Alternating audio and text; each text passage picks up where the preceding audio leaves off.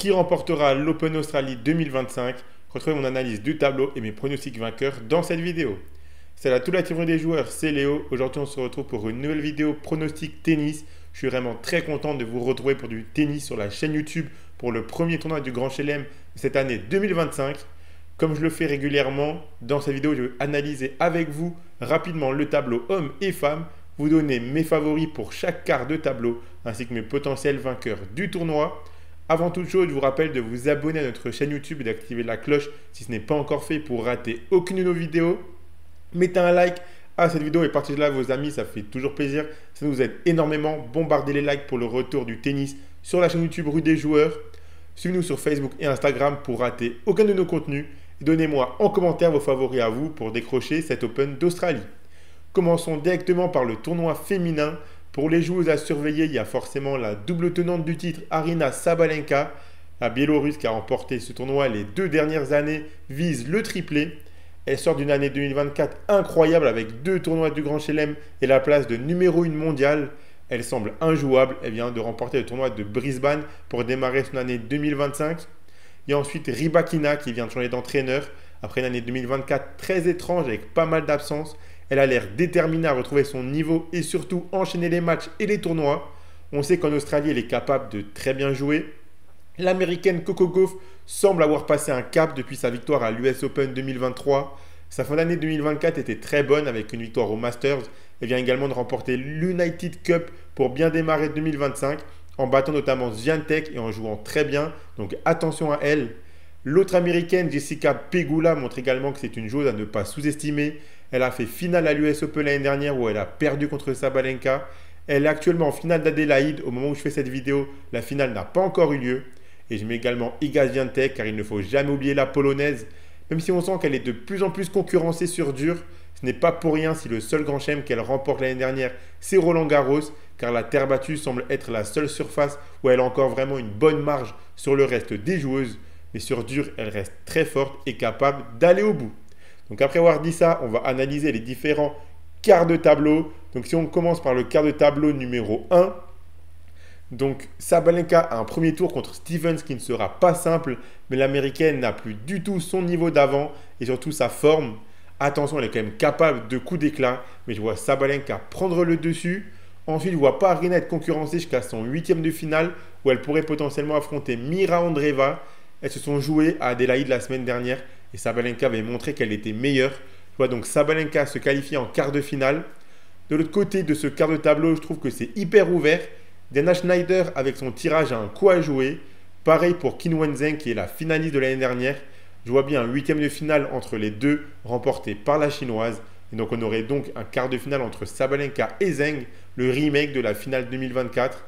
Et je vois bien Sabalenka se qualifier en demi-finale. Pour le deuxième quart de tableau, donc la partie haute, on pourrait avoir un 3e tour entre Coco Gauff et Leylah Fernandez. Je pense que l'américaine s'imposera pour jouer en 8e plusieurs joueuses potentielles.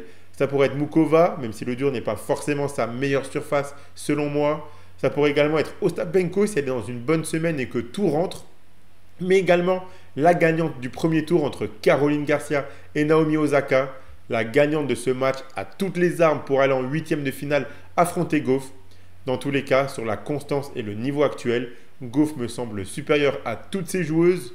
Pour la partie basse, j'ai envie de croire au petit parcours de Paula Badosa qui a un tableau à sa portée jusqu'en 8e où elle devrait logiquement affronter Pegula. Les deux joueuses sont capables de gagner ce 8e de finale, mais la gagnante perdra en quart contre Gauff à mon avis. Donc je vois bien Gauff remporter ce quart de tableau.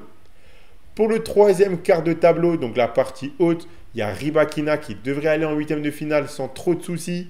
Je crois vraiment pas en Collins cette année, donc je pense que l'on aura un Rybakina Madison Keys en 8e de finale. Les deux joueuses sont capables de gagner, mais je donne un léger avantage à Rybakina. Et après, honnêtement, la partie basse de ce quart de tableau est extrêmement ouverte. On pourrait très bien voir du Haddad Maia, du Cathy Boulter, du Svitolina ou même du Paolini si elle continue sur son année 2024.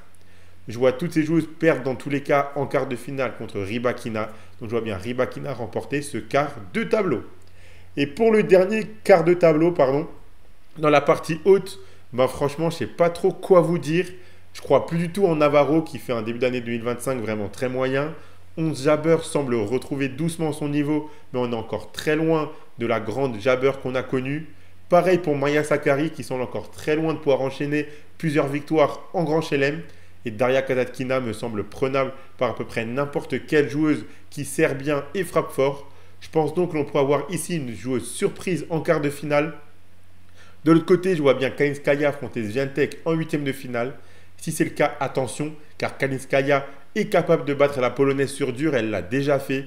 Mais je vois tout de même Swiatek se qualifier en demi-finale à l'expérience. Donc pour ma part, je vois bien Swiatek remporter ce quart de tableau. Donc si on fait un petit récapitulatif, donc mes gagnantes de quart de tableau, on a Sabalenka qui remporterait le premier quart de tableau, elle est cotée à 1,70 pour remporter ce quart de tableau. Gauff pour remporter le deuxième quart de tableau, elle est cotée à 2. Rybakina pour le troisième, elle est cotée à 2,40. Et Swiatek qui remporte le quatrième quart de tableau, c'est coté à 2. Donc on aurait du coup, selon mes avis, on aurait des demi-finales Sabalenka, Gauff et Rybakina Swiatek. Franchement, ça vend du rêve, ça serait vraiment incroyable si on a ces deux demi-finales. Et donc pour la victoire finale, mes trois favorites, on a Sabalenka qui est cotée à 3,30 car selon moi, ça dépend beaucoup plus d'elle-même que des autres joueuses. Après, attention à Gauff car si elle bat Sabalenka dans la demi-finale que j'imagine, ou si Sabalenka se rate avant dans le tournoi, elle peut clairement aller au bout. Donc la victoire de Gauff à l'Open d'Australie, c'est coté à 5,50. Et je mets tout de même Rybakina dans mon top 3 car j'ai vraiment du mal à voir Swiatek gagner contre des joueuses aussi fortes que ces trois-là. Donc la victoire de Rybakina, c'est coté à 10. Donc avant de passer au tournoi masculin, je vous rappelle que vous pouvez miser sur ces matchs, sur cet Open d'Australie avec l'opérateur Unibet qui vous offre 10 € de free bet gratuitement sans faire le moindre dépôt lors de votre inscription avec le code RDJ Gold en plus du bonus habituel de 100 €. Je rappelle que les free bets sont un crédit de jeu non retirable que vous devez obligatoirement jouer. Et attention, les paris sportifs et les jeux d'argent sont interdits aux mineurs. Ils doivent rester un plaisir et un loisir, donc faites attention à ce que vous misez. Le lien pour profiter de ce bonus est dans la description de la vidéo. Donc si on passe maintenant au tournoi masculin, donc pour les joueurs à suivre, les joueurs à surveiller dans cet Open d'Australie, il y a bien évidemment Jannik Sinner qui est le tenant du titre, qui sort de l'année 2024 incroyable avec 2 tournois du Grand Chelem remportés, la place de numéro 1 mondial. Il était injouable toute la saison dernière et il a vraiment franchi un gros cap dans sa carrière et dans son tennis. Je mets Carlos Alcaraz, quand même c'est un tournoi à une période de l'année qui pour l'instant lui réussit très peu. Il a clairement dit que c'était l'un de ses objectifs principaux, cet Open d'Australie cette saison, car c'est le seul tournoi du Grand Chelem qui lui manque. Il a vraiment envie de le remporter. Je suis obligé de mettre Novak Djokovic, ne serait-ce que pour la nouvelle collaboration avec Andy Murray. Le Serbe a remporté les JO l'année dernière. C'était le seul titre qu'il manquait à son palmarès. Et après une saison 2024 sans aucun tournoi remporté autre que les JO, il semble vraiment motivé à montrer qu'il est encore là malgré son âge. Et en quatrième, j'ai mis Zverev, car l'Allemand semble de plus en plus proche de remporter son premier titre du Grand Chelem. Reste plus qu'à soigner son mental dans les matchs et les moments importants. Donc si on passe maintenant à l'analyse des quarts de tableau en détail, j'ai essayé de vous les afficher comme je pouvais. Je n'ai pas trouvé le même format de tableau que pour les femmes. C'est pour ça qu'ici on voit un petit peu moins bien. Mais normalement si vous m'écoutez, vous voyez un petit peu. Ou alors je vous conseille de prendre le tableau. Il est trouvable sur Internet à côté de ma vidéo pour vraiment suivre ce que je vais dire. Donc pour le premier quart de tableau, Sinner devrait aller en 8e sans aucune difficulté. Ensuite, ça pourrait déjà commencer à se corser. On a Hurkacz Griekspoor au premier tour, un potentiel Berrettini Rune au deuxième tour. Je pense que ce sera l'un de ces 4 joueurs qui affrontera Sinner en 8e de finale. Mais l'Italien semble avoir le niveau pour tous les battre en ce moment. L'autre partie de ce quart de tableau est assez ouvert.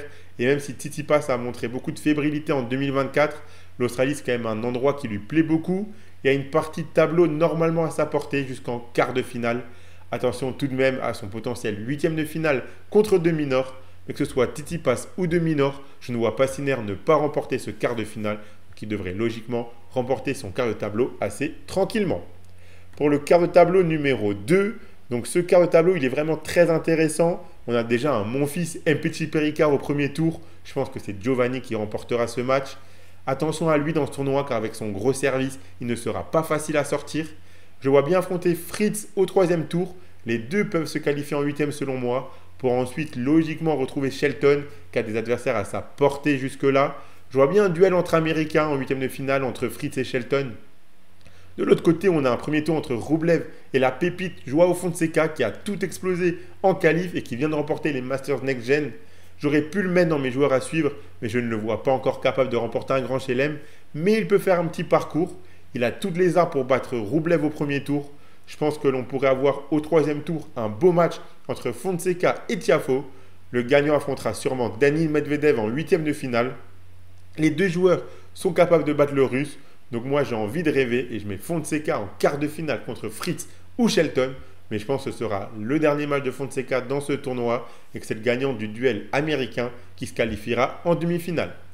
Pour le troisième quart de tableau, on a aussi un tableau assez intéressant. Le premier test de Djokovic, ça devrait être Marac au troisième tour, mais le Serbe devrait s'imposer.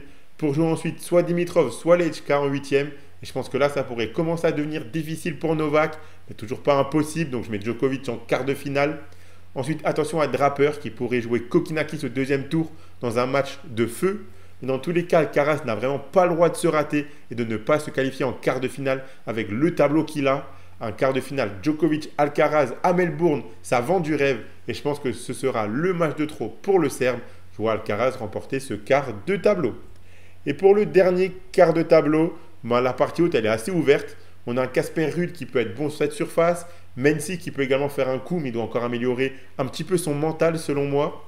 On a également la pépite Cheng qui affronte, ou le Canadien Félix Auger-Aliassime qui retrouve des couleurs et qui est en finale Adélaïde cette semaine. L'un de ces joueurs affrontera sûrement Tommy Paul en huitième de finale. Tout est ouvert entre ces 5 joueurs pour atteindre les quarts de finale. Dans la partie basse, j'aimerais beaucoup voir un Kyrgios Caso au deuxième tour, un match qui peut vraiment être spectaculaire. Je pense que l'Australien peut s'imposer pour ensuite jouer Zverev au troisième tour. Et même si Nick Kyrgios a le niveau pour gagner, il lui manquera le rythme et surtout la confiance. Hugo Humbert a un tableau largement abordable jusqu'en huitième de finale où il pourrait retrouver Zverev, son bourreau de Paris-Bercy. Et je pense que l'Allemand reste supérieur et qu'il gagnera à nouveau ce match. Selon moi, peu importe qui se qualifiera parmi les 5 joueurs que j'ai cités dans la partie haute, il perdra contre Zverev en quart de finale. Donc pour moi, c'est Zverev qui remportera ce quart de tableau. Donc si on fait un petit récapitulatif de mes vainqueurs de quart de tableau, pour le quart de tableau numéro 1, on a Yannick Sinner qui est coté à 1,35 pour remporter ce quart de tableau. Pour le deuxième, j'ai dit que ce sera sûrement soit Fritz, soit Shelton. Fritz qui est coté à 4, Shelton qui est coté à 10 pour remporter son quart de tableau numéro 2. Alcaraz qui remporte le quart de tableau numéro 3, c'est coté à 1,90. Et c'est la même cote pour Zverev qui remporte le quart de tableau numéro 4. Donc selon mes avis, on devrait avoir des demi-finales Sinner contre soit Fritz, soit Shelton. Et Alcaraz-Zverev de l'autre côté. Là encore, c'est des demi-finales qui franchement vendent du rêve et qui seraient très intéressantes. Et donc pour mes pronostics vainqueurs, mon top 3 pour la victoire finale, je suis bien sûr obligé de mettre Carlos Alcaraz. Donc je pense que vraiment il sera ultra motivé pour emporter le Grand Chelem qui manque à son palmarès. Donc moi je le mets en favori numéro 1. Donc Alcaraz qui remporte l'Open d'Australie, c'est coté à 4,50. Sinner je le mets en 2 évidemment. J'aimerais beaucoup voir un Sinner Alcaraz en finale de cette Open d'Australie avec un Sinner qui défend son titre et un Alcaraz qui cherche à faire le Grand Chelem en carrière en remportant le dernier des 4 qui lui manque. Donc Sinner qui remporte l'Open d'Australie, c'est coté à 2,25. Et pour le troisième, je mets Zverev qui me semble être le plus armé pour remporter ce Grand Chelem si jamais les 2 favoris se loupent. Donc pour ma part, si on a Sinner ou Alcaraz qui arrivent en demi ou en finale, Zverev ne gagnera pas. Mais si Sinner et Alcaraz sortent avant les demi-finales, Zverev est pour moi le plus armé, comme j'ai dit, celui qui a le plus de chances de remporter cette Open d'Australie. Et donc sa victoire finale, elle est cotée à 11. Donc voilà pour mes analyses et mes pronostics sur les tableaux hommes et femmes de cette Open d'Australie. Comme à chaque fois, je vais essayer de vous faire une vidéo chaque jour sur les matchs du lendemain durant toute la quinzaine. La première vidéo pronostic devrait arriver ce soir normalement sur la chaîne YouTube. Abonnez-vous à notre chaîne YouTube et activez la cloche si ce n'est pas encore fait pour rater aucune de nos vidéos. Mettez un like et partagez la vidéo à vos amis, ça fait toujours plaisir. Suivez-nous sur Facebook et Instagram pour être au courant de nos contenus. Donnez-moi en commentaire vos favoris hommes et femmes pour remporter cette Open d'Australie. Moi, je vous souhaite à toutes et à tous un très très bon tournoi et je vous dis à la prochaine.